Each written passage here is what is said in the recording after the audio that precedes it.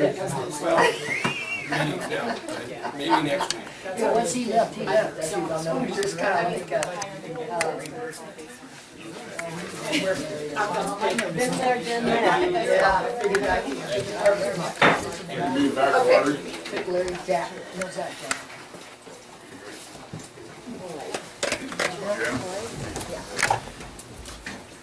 Ready to salute.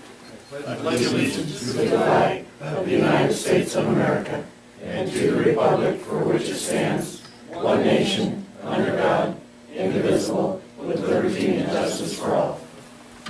Almighty God, we pray this day for your ever-enduring guidance. We ask you focus and wisdom and fortitude that we may dispense our knowledge and facts intelligently among all humanity of whom we serve.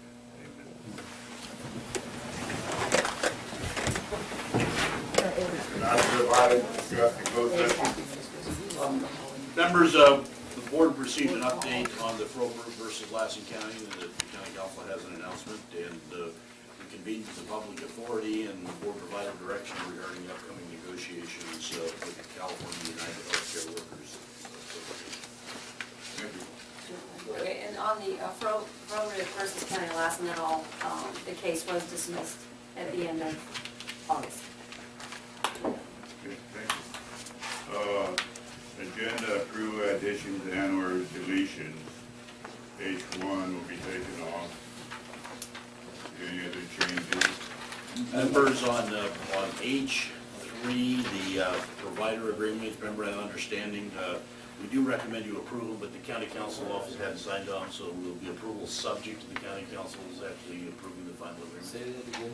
On H3, the memorandum of understanding, they just have not been through the county council's signature yet, so we're asking for approval subject to the county council approval, which should be, it's on our standard agreement, they just haven't gotten to it yet. It should be routine. Yeah. Any more changes? Yes, I'd like to ask that we adjourn our meeting to remember Jackie at the attorney. I have a request from Elaine Spencer on H1.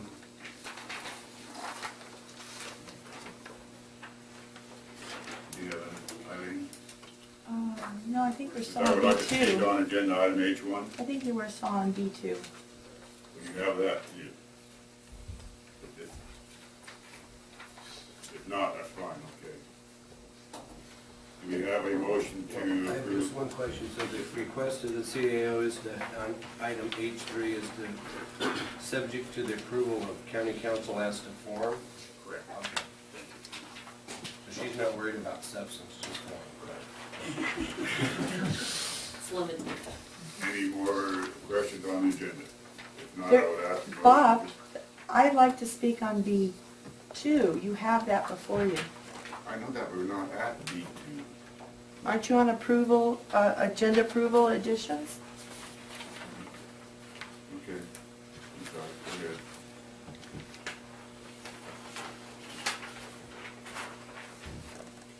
Go ahead, Eileen. Oh, okay. You got four of these here, I got them mixed up. Oh, just put them in alphabetical order. It's easier.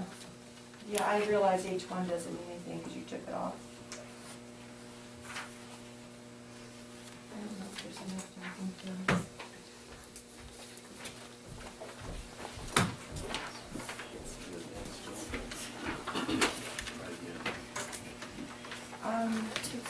I'm just going to read this into the record.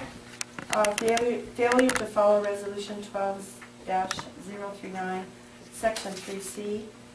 On September 24th, Lassen County CAO intentionally wrongly advised the Board of Supervisors that Supervisor Chapman would automatically be the next in line to be Vice Chairman. Resolution 12-039, Section 3C specifically states that in the event the Vice Chairman pile succeeds to the office of Chairman, the Board shall elect a new Vice Chairman at the earliest opportunity. The Lassen County CAO has failed to agendize this action for 2 weeks. Chairman Pyle recused himself on 2 occasions during the October 8, 2013 meeting without stepping down from the chair. Supervisor Pyle acknowledged he had to recuse himself from discussions on 2 agenda items but did not relinquish the chair. County Council failed to inform Supervisor Pyle that he must step down from the chair after recusing himself. The fact that Supervisor Pyle did not speak during the discussions is moot. He continued to have control over the discussions from the chair. County Council continues to display a lack of confidence and interest in her position as out-of-county council. County Help strongly demands that the election of the vice chairman position be added to this agenda. Conflicts of interest are a very serious violation of the Political Reform Act, and violations must be reported to the Fair Political Practice Commission. There is a provision in the Brown Act that you can do that now. It just takes 2/3 vote, and to avoid any further Brown Act complaints filed by County Help, this is an action that is a wise thing to do to get your vice chairman elected. And I'm sorry that your CAO gave you that advice. Carried. Anything else?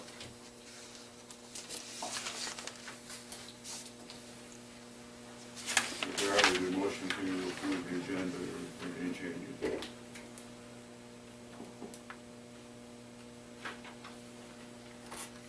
I'll make the motion. Second.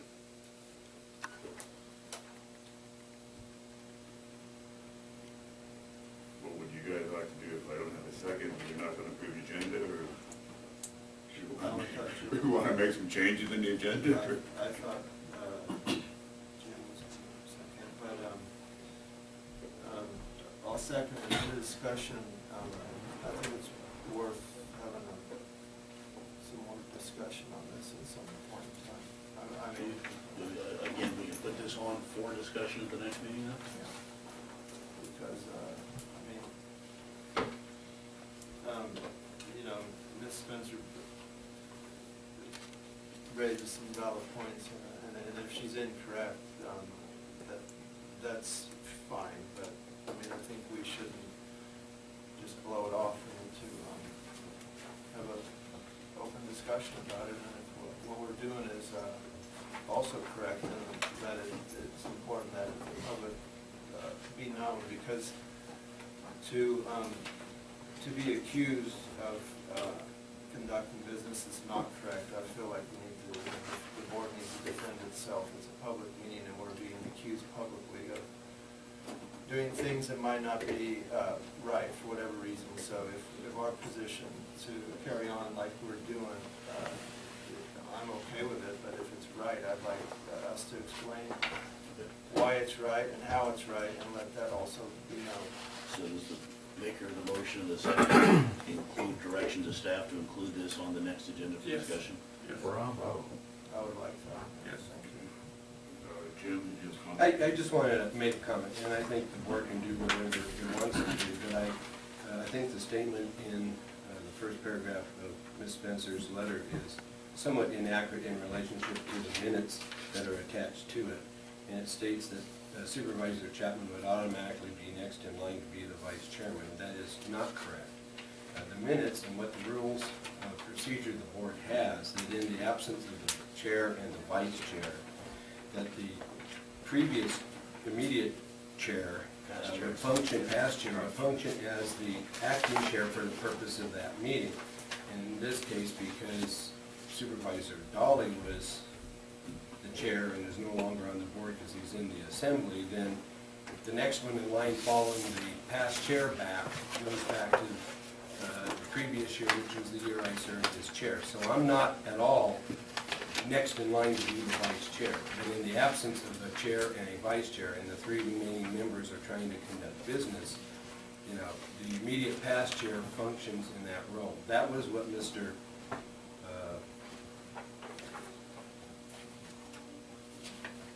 That Marty had said in terms of, in terms of what he was reporting as what the process is under the rules of procedure. So the 2 parts of that have been kind of rearranged to make this, and I just want to make it very clear.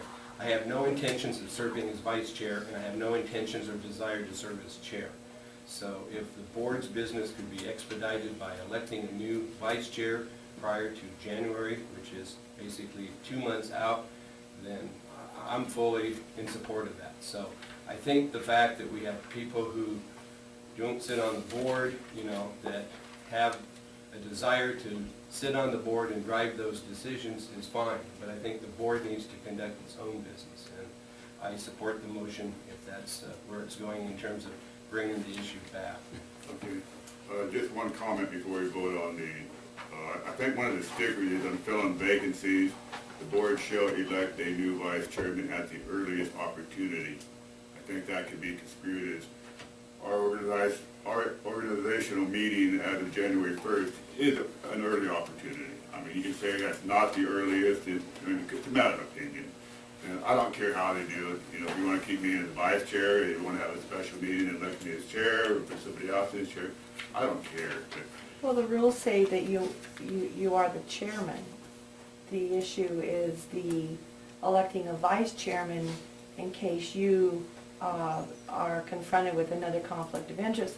Because Right. can we have Will file Brown Acts on every single occasion? That's fine. I mean, the earliest opportunity is a matter of opinion, I guess. So anyhow, we will be discussing at the next meeting. We're not going to discuss it here. All in favor of the approving the agenda, say aye. Aye. Opposed, say no. Ayes have it. Public comment, Lillian. Good morning, everyone. It's nice to see you, some old faces and the new one. My name's Lillian Arnold, and I'm the Executive Director of the Big Valley Community Alliance, which is also the Big Valley Family Resource Center, which is unbelievably on our 10th year, and so this is our 10-year anniversary. And we'd like to invite everyone to come up to Beaver on October 24th, and we're going to be having some festivities for our 10-year anniversary. We started back in 2003 with some funding from the county through their MSA funds, and we were happy to, at that time we got $100,000 to get a family resource center up and running, which has basically become kind of a community center in our area. That $100,000 lasted, was also given to us for a couple more years, and then it dropped down to $35,000 and $25,000, and now it's back up to, I'm happy to say, about $85,000 that we are reimbursed for services. It's not just funding that is given to us without any services having to be provided. We provide a wide variety of services. We get about 500 to 600 people coming through our center every month. We have a lot of county agencies that come through. The Ag Department uses our building and our office space. Veteran Services work with us, Lassen works, and a lot of the health and social services. We actually have some Lassen County staff in our center for behavioral health 4 and 5 days a week. I'm excited to announce that we have the same staff that we had back in 2003. So that commitment and that consistency really helps our community. People know who they're dealing with, and even though every once in a while somebody says that they heard something at the store, 9 times out of 10 it was the person who actually was the person themselves who was talking it up at the store, and not us breaking confidentiality, which you all know is tricky in a small community. So I'm really proud of the fact that we keep confidentiality for our community.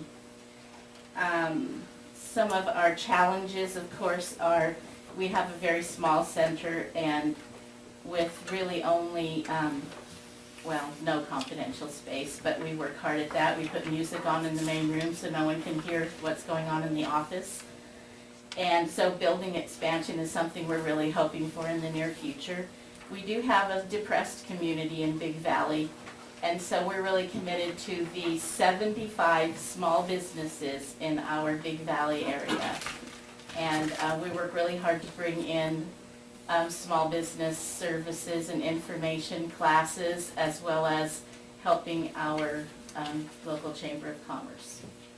So I hope some of you can make it up to Big Valley and see what's going on in our community. And I want to thank the supervisors for their continued support, and all the other staff at the county that comes up and helps us and helps our communities. Are there any questions? I would just comment, Mr. Chairman, I'll be in Reading at the NORTEC meeting on that day and the day before, so I will not be able to attend, but I would encourage, especially our newer members of the board, if they have the opportunity to do it, it would be a worthwhile trip. I have been there on various occasions. In fact, I think I was there on the first one when you had, and Brian Dolly at the time built this big, huge bonfire, and I thought he was going to burn the place down. Everybody had a good time. We're not going to have a We're not bonfire. going to have a bonfire, okay. That's probably a good decision. But anyway, it was a lot of fun, and those folks really, of all the communities in Lassen County, I think they probably put more into supporting and making something happen, and do it in a very constructive fashion than I think anywhere we have in the county. And I really appreciate the commitment those folks have had, to the program. So. Okay, thank you. Thank you. Any more questions? Anybody else in the public wish to speak? Eric? Good morning, Mr. Chairman, members of the board. Eric Ewing, Lassen County Emergency Services. Just a quick note to follow up on what the undersheriff reported on last week about the ordinance that we located out, unexploded ordinance, I should say, out in the Doyle area, specifically near Labor Crossing and the highway. On Tuesday, myself, the Sheriff's Office, Fallon Naval Air Station EOD team, as well as Doyle Fire, Cal Fire Forest Service, and Sierra Army Depot Fire Department. Went out there and we did locate three items. Essentially, they were portions of a cluster bomb that were out in that brush field. Why, how, we're not sure, but they were there. EOD did deal with those and blew them in place, and that took the better part of Tuesday. As the week progressed, we received more information. There could be more out there. So on Saturday, the Sheriff's Office, as well as Search and Rescue, myself, I went back out there Saturday morning and did a much more exhaustive search of about 50 acres worth of that brush field, looking for these items that they claimed were out there. Like I said, they did not find them. Search and Rescue did a very thorough search. It took about 6 hours to clear out this brush patch, or this brush field. And again, found nothing. So based upon that, we're considering it not a threat to the public. This wasn't a very remote portion of the county. It was just in a brush patch. There was no infrastructure in that area whatsoever. But I'd like to extend a thank you to the search and rescue team. They volunteered their time to come out and take care of this, and they did a very thorough job looking for these very small munitions that were a little bit larger than a baseball, rusty in color, and was very camouflaged in that brush field. So with that, any questions? How wide of an area did they kind of evaluate? I mean, you find one location, you just don't deal with that. Did they check for the? There was two different areas. We took the area that we found the three in earlier in the week and did a much broader search of that, and that totaled about 11 to 12 acres worth. And then there was another area that the individual claimed to have seen them in was further down the river crossing, and that area was about 50 acres or 45 acres worth that we looked at. And so they took that intel, or that they claimed to have seen a pile of 6 is what they claimed to have seen, and broadened out a buffer around that exponentially. I mean, it was hundreds of feet. It was a very exhaustive search. Thank you, Eric. Again, Mr. Chairman, John Mino, Undersheriff, just to add with what Eric said, we're gonna get a news release out today, so you can expect something, Sam, because we want to get a picture of this thing, so people know, kind of what we were dealing with. These things are they're dangerous. They're volatile. The Navy EOD team, their SOP on these is blow them in place. Don't even touch them. So whether they're getting moved, manipulated, whatever out there, that's not what we want to have happen. So we're going to get a photo out there so the public has an idea what these things look like in case they run into them, they encounter them out there. These are sitting on public lands, not very far off a labor crossing, in an area that is subject to foot traffic, ATV use, horses, you name it. So we'll get that out today, and we just want to remind people if they find things that look like they might be unexploded ordnance, they may be very dangerous, and we don't want people to pick them up. We don't want them to move them. All we want is a phone call. We can, that Fallon Navy EOD team, they are excellent. They are 90 minutes away from the south end of our county, and they will be here in a heartbeat when we find these things. And that's their bread and butter. They come, they take care of these things. We had to cordon off a pretty good sized area. We had to temporarily shut down Highway 395 to detonate these things in place. So there was a lot of work that went in that day. But when people find these things, they need to leave them, and we need to get the experts over here that can take care of them safely. But Sam, we'll get that out today to you guys. And Where did they come from? we don't know yet. We don't know where they came from or how they got there. Okay, any more questions for Eric and John? Thank you guys for your report. Anybody else from the public wish to address the board?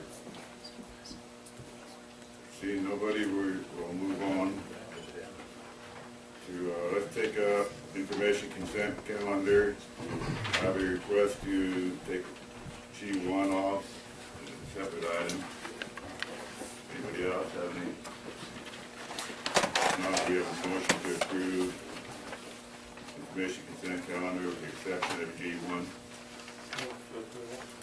Second? I'll second it. Any discussion? All in favor say aye. Opposed say no. Mrs. Spencer, you want to speak on G1? Just a moment. I clicked on that report and it's done sideways, but if you print it, you can read it. But my question is that the actual pay that you are reporting that employees receive? Or is that a base pay? Who would like to staff for speak on that? It is actual pay. That's why it's spread out the way it is with PERS. Kirsten Anderson, Personnel Assistant, sorry, Susan. It's actual pay. The way PERS wants it is we cannot report an hourly rate without including longevity and you can't report over what somebody actually makes, so it's actual pay that's on there. Good, because that was going to be my next question. How do you report that? If it wasn't actual pay? It would be considered special compensation. Okay. Yeah. So we can rely on those charts as that's, if you order their paycheck, that the gross pay would say that amount? Right. Okay. Good, thank you. Okay, with that, we have a motion to approve G1. Second? Second. Any discussion? All in favor say aye. Opposed say no. Ayes have it.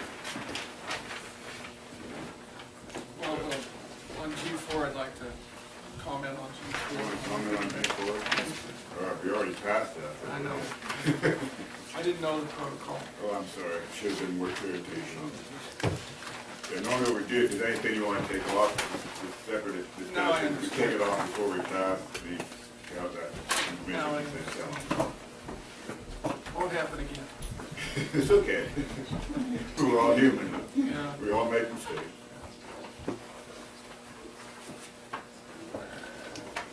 I don't see Maury here. Is he gonna be here? I don't see him. Um, If you want him here, we could probably have him come in. I'd like to talk, I'd like to include him in this conversation. He's on the So he's Is that the office? Consent is better half. I don't know where we get Well, I would suggest, Mr. Chairman, that we hold this off to next week's agenda and maybe Mr. Anderson could be here. But Marty, do Well, you want to comment on it? You mean Marty can answer your questions? You want me to the agenda? Why don't you just hit That'd be good. Yeah. Yeah. Oh, man, you worked that out perfect. Hi, Jen. Good morning, Board of Supervisors. Thank you, Jim. As we talked about after last board meeting, Maureen had suggested that we have some meetings to sunshine this grant that's available to the South County. That's correct. And I'd like to schedule some meetings at your availability, but I kind of scheduled them already, so. In Furlong on the 23rd of this month, Doyle on the 22nd. And I'd really like you guys to go over the application process with the residents down there.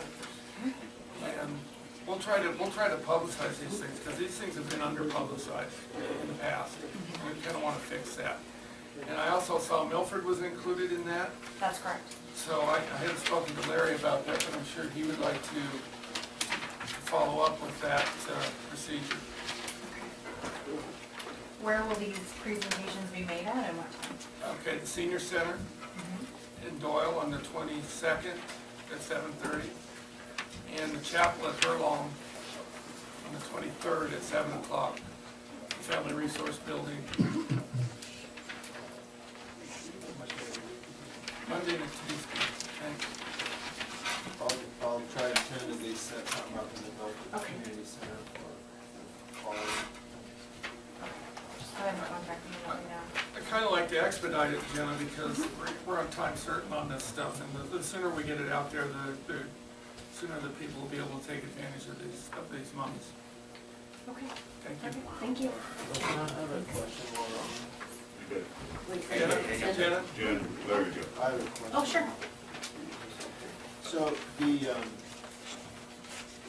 column where you have a total requested to date, and then, so any numbers that,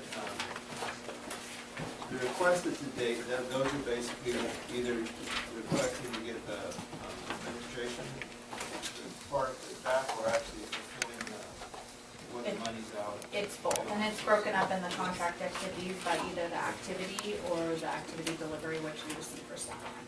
So each of these 3 pages, these are 3 separate, they have 3 separate allocation numbers, so these are 3 separate pools of money. 3 separate grants, that's correct.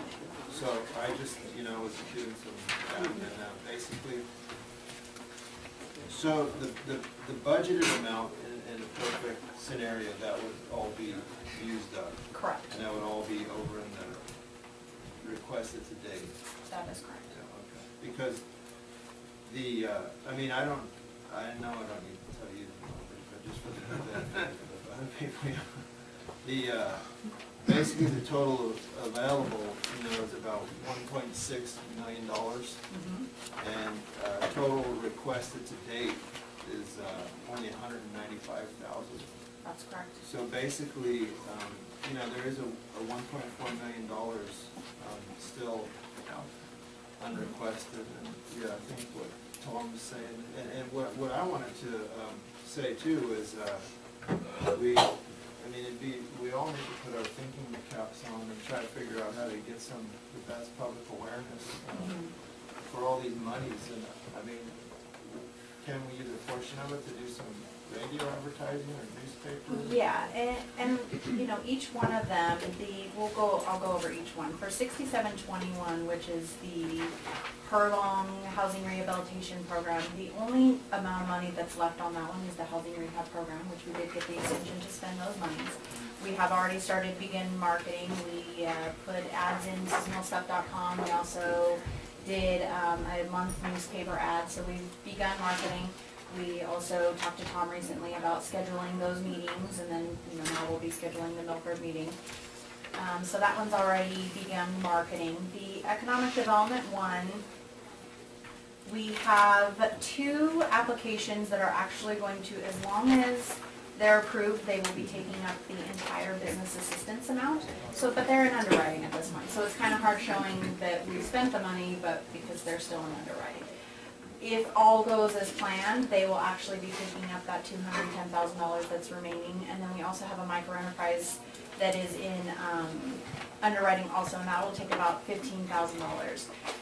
The microenterprise technical assistance training is still happening at this point, so that's why it's continually changing, because we are still spending the money. Once those businesses are being assisted, we have about 3 that actually want to apply to the program, and then we'll be going into underwriting for them and then spending that $100,000 that's remaining. And then for the 8396, which is the 2012 one, we can't start the business assistance program and the microenterprise programs until our 2010 grant is spent, so that's why. And actually, I did notice that there is dates wrong.